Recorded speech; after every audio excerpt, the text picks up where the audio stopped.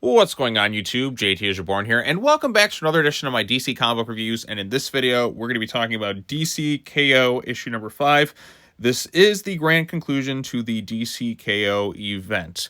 And yeah, let's go ahead and talk about it. Now, I read this thing twice because initially when I saw it, I'll be honest, I was a little underwhelmed with kind of the ending. There are some things I do like about it, but then there's some things that just kind of leave you like, why did we have to do this? And, given this whole like KO King Omega tournament, the tournament itself was pretty nonsensical. I think given the rules of it just kind of change constantly, and you think you have a winner, but then they just kind of pull something out of their asses and just like, no, it's actually this thing. And it does take you out of it. It does. The whole tournament concept sounded kind of fun on paper, but then they just kind of muddied the waters with what the rules in that were, the whole thing. And it took me out of it. Because, for instance, we had the big cliffhanger at the end of the last issue where Lex Luthor won the tournament and became the so-called King Omega. But they immediately just kind of brushed that off aside and just like, well, Doomsday Time Trapper realized that he was the like alpha to Darkseid's Omega and was basically there to kind of destroy things, and using all the accumulated power and stuff it's seen over all of existence or whatever, it was going to basically sacrifice itself to Superman and give him the power to fight Darkseid. So that's kind of what happens. It's Superman versus Darkseid. So that whole Lex Luthor thing, yeah, Superman's given basically a second chance, and we knew Superman was going to have to be the winner of it anyways, but why even bother having the Lex Luthor thing to, I guess, add a little suspense? But yeah, they just brushed it aside like it was nothing. So we had a winner of the tournament, but then afterwards, like, screw this tournament. And that's kind of my sentiment with it. Like, by the end of it, like, this is just really kind of dumb. The rules of it made no sense, and it really did take me out of this event. And I also do feel event fatigued, especially based on what happens in the ending. So yeah, Lex becomes King Omega. This one is written by Scott Snyder, and Joshua Williamson did some parts of it. Javi Fernandez and Zermanico. I mean, the art in this comic book is fantastic. Like, there's some really epic, awesome looking imagery in it. I will say it is a little hard to follow some of the storyline bits. When we kind of do some of the crazier concepts of DC, it can take a lot of people out of it, I'm sure. Even me kind of going through like, what's going on here? And I don't really understand it. It's not exactly like super, I suppose, easy kind of to follow. Because like I said, I've read so many comic books over the years, and even I struggle with some of these concepts. But yeah, so it's going to be Darkseid versus Lex Luthor, and that doesn't work out because Doomsday basically sacrificed himself to Superman, and he's like, do one thing for me. Win. It's kind of like a Rocky or whatever, where Rocky's at kind of his lowest point. It's the second Rocky where Adrian looks at him and is like, win. And then so we get there, refuses the King Omega thing. Lex Luthor gets kind of wiped aside, and so that tournament was dumb because like Superman already lost the tournament, but he just kind of took the power anyways to go toe to toe with Darkseid, and becomes the new King Omega. Reaches power levels, unheard of feats basically between the two of them. They're basically through all of existence, and they battle from like one reality to the other, even going all the way back to the Big Bang. I mean, the artwork here is like fantastic, and it's like a million years have gone down in like a seconds or something. I don't know, it's just crazy trying to wrap your brain around concepts. But yeah, I mean, Superman just reaches unbelievable power levels and is able to kind of remake the universe in a way kind of towards the end of the issue, and pretty much the way it was beforehand, because Superman's a really selfless kind of guy, I suppose.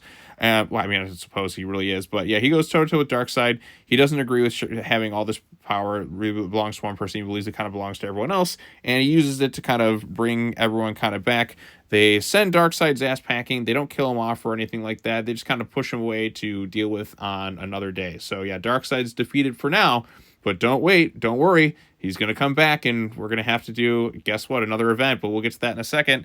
And then Superman's like, hey, everyone, we're just going to disappear for a little while. I got some things to do, and I'll see you soon. So Superman's going to be out of the picture for a little bit. Who knows exactly if and when he will come back. Well, he's going to come back eventually. It's Superman, but he'll be back at some point.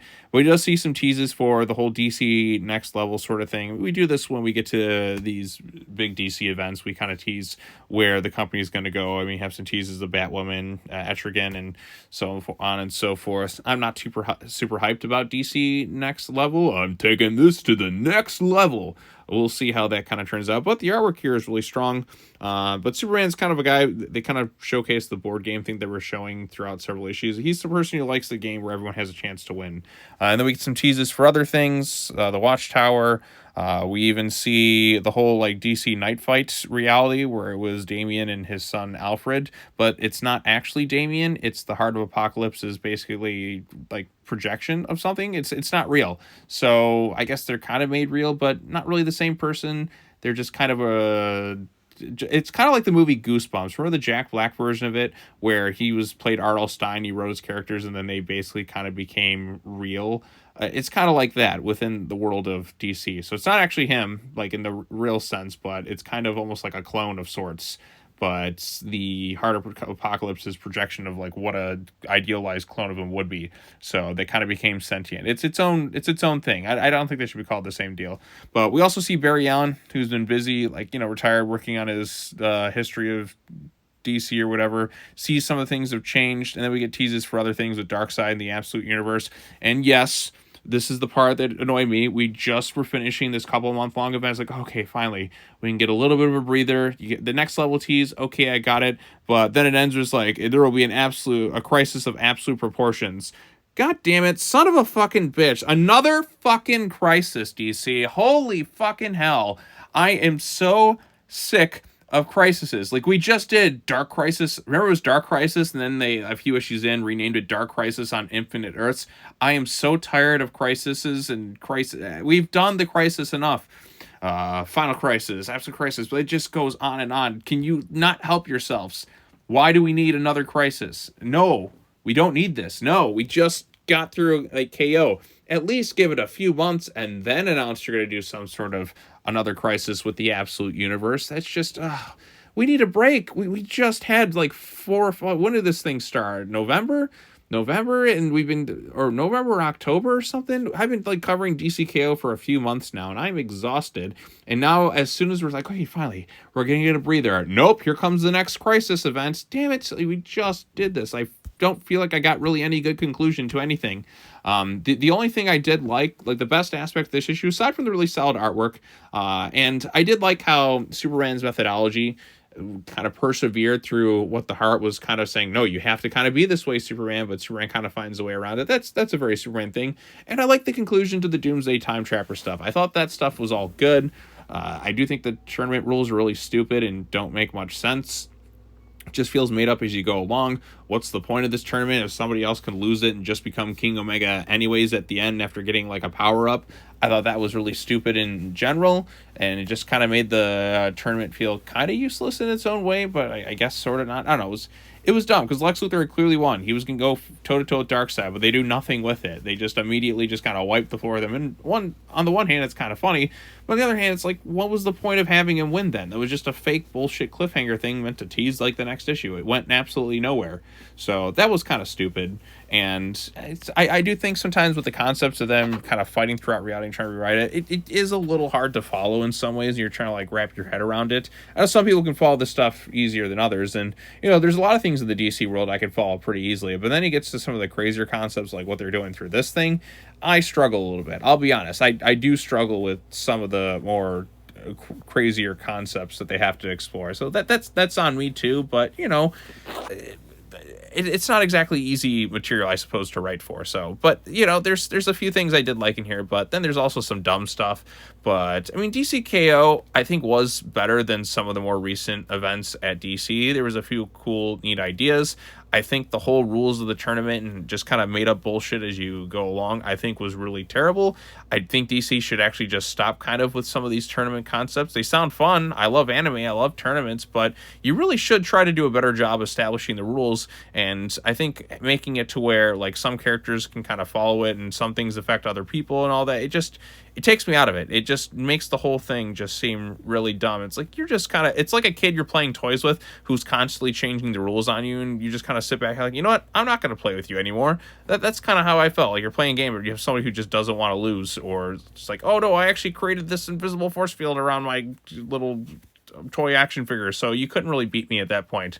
So it feels like that. That's what the KO tournament kind of felt like. A bunch of people kind of clashing their toys together, but you have one asshole kid who is just changing the rules constantly just so he can win. and it just ruins it. It ruins the whole experience. It makes you not want to play anymore. And that's some of the DC K.O elements to me in general, and just some of the characters who won in certain instances were just kind of dumb. I feel like Superman was the only one who really should have faced off against Darkseid, but then don't have Lex Luthor win and just have him just wiped out within like the first 2 pages of the next issue, because you just made that whole victory thing just seem pointless. What was the point? So why not just have Superman win outright, and he's struggling against Darkseid, and that's when Doomsday comes in and gives him the power up or something. I don't know, or maybe that's just the way the story flowed or whatever. So, and also teasing another fucking crisis right after this event, which was pretty much like a crisis level thing, I think is just really stupid. Give the people a break, for fuck's sakes, DC. We don't need another crisis. We don't. We've had like 10 of them. I've lost count at this point. Crisis Inverse, Dark Crisis, Final Crisis, Dino Crisis. Okay, that last one was just me, but you get my point. We've had enough of them. We could use a breather.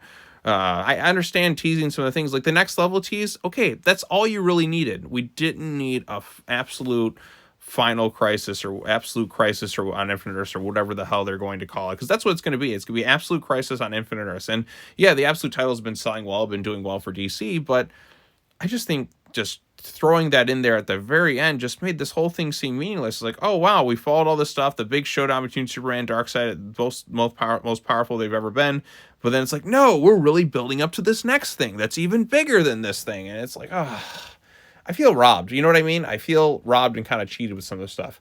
I'm tired of events right now. We need a long hiatus from events for a while. I need a break. I've read and covered so many of the tie-ins and all that, and granted, there were some good things in there. There was some fun stuff for sure, but a lot of it just felt kind of, why do we need this? This wasn't great, yada, yada, yada.